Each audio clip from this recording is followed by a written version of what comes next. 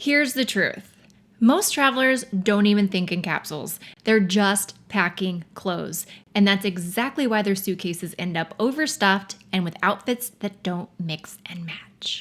Hey, I'm Brooke from her packing list, and after 15 years of teaching women how to pack light, I've learned that a big part of the equation is putting together an effective capsule wardrobe. So if you're not already thinking in capsules, this video right here, right now, is going to get you on the right path. I'll show you the biggest do's and don'ts for creating a travel capsule wardrobe that actually works.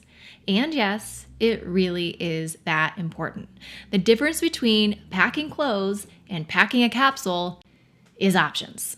So when you're packing a capsule, you're really thinking about how everything is working together. There's no singular item. There's no one-offs that are going to hold you back. There's only combinations to create different looks and cover you for different situations. Having a great capsule creates confidence in your ability to pack light.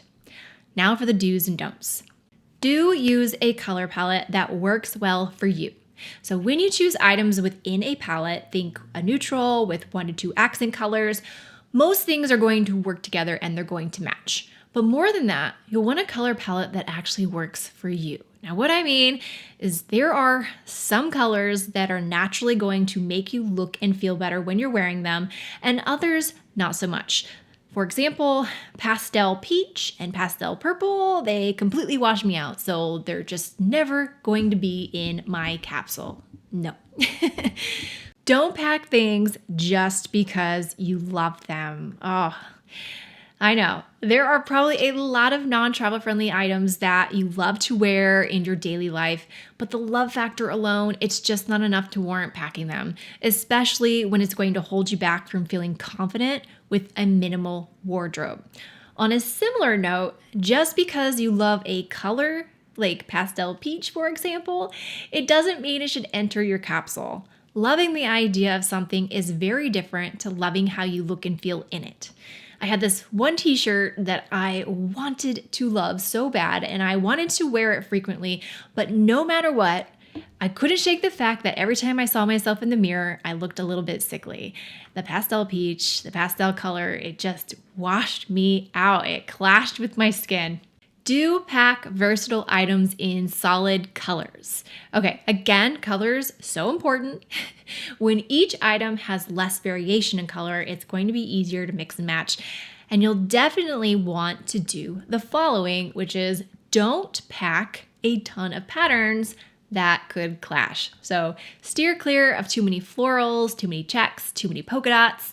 When you wear them together, it can be visually overwhelming, and it can just add to this feeling of unhappiness with your minimal capsule wardrobe. It can make you feel uneasy when you see yourself in the mirror, right? On top of that, bold patterns, they make it much easier for spotting re-wearing. So if you have a solid black top, for example, it's going to blend in with re-wears, but that red polka dot top is going to be drawing a lot of attention.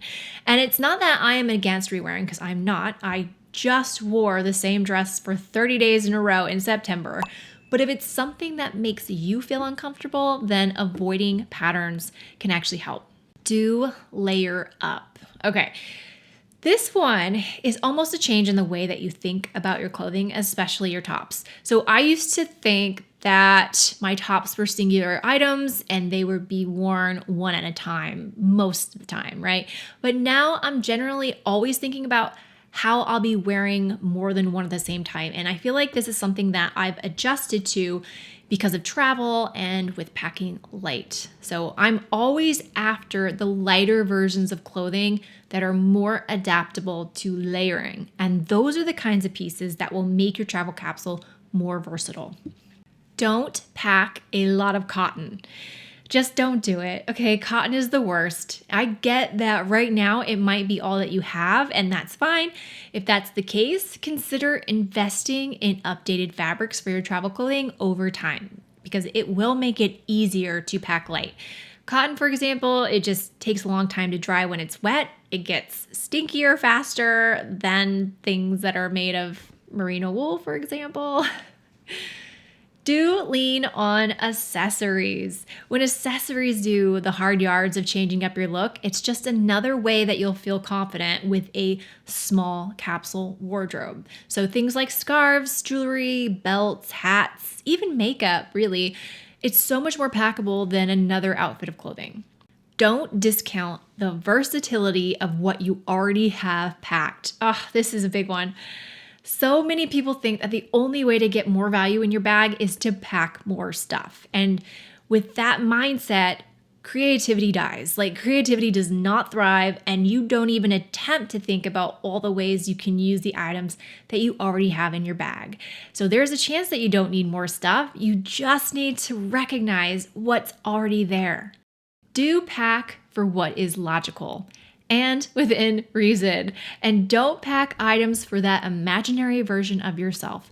And you know what I'm talking about. We all have that vision of ourselves when we're traveling.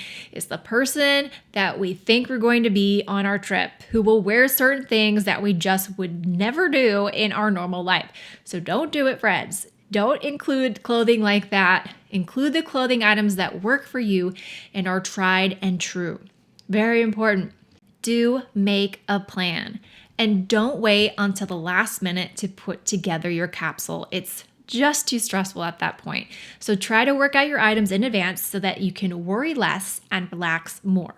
And with that in mind, don't overcomplicate and don't overthink, right? Easier said than done. But here's the thing. Creating a capsule wardrobe, it doesn't have to be difficult. The difficult part comes because we spend too much time in our head instead of taking action and physically putting the pieces together. What we'll usually do is we'll think that this thing is hard, so we'll put it off, we'll spin in our heads for days, and we'll wait until the very last minute, and it'll all fall apart because we just throw a bunch of stuff in our luggage. We haven't actually analyzed it, we don't edit it, it's just a bunch of stuff. Now, in reality, if you were forced to put together a capsule quickly using a method, you would probably get a result that is like 80% of the way there right off the bat. And you can then tweak it and get to your final result way faster. It's the action, it's the rough draft. You need to have that to get to the outcome you desire and to do so faster. And that is exactly why I have created a brand new course called Closet to Capsule in an Hour. Now, this course is designed to help you focus and move forward. You watch the video, you do the work, you assess when needed. And if you follow the timeline, you'll get to your result within an hour, which is super exciting for anyone who's spent days or weeks agonizing over how much and what clothing to pack. So you can head to herpackinglist.com/closet to get access now. I'm going to link it up below as well. And that will hopefully be something that will alleviate a lot of that stress and a lot of that drama that comes with trying to pack for a trip. And I'm always trying to think of ways to help you get there faster and easier. Okay, so there we have just run through a list of some very important do's and don'ts of creating a capsule wardrobe. And I hope that you found this video helpful and interesting. And if so, please like this video and leave me a comment letting me know. I appreciate you. So have a lovely day wherever you are in the world. I hope to see you next time. Take care. Bye now.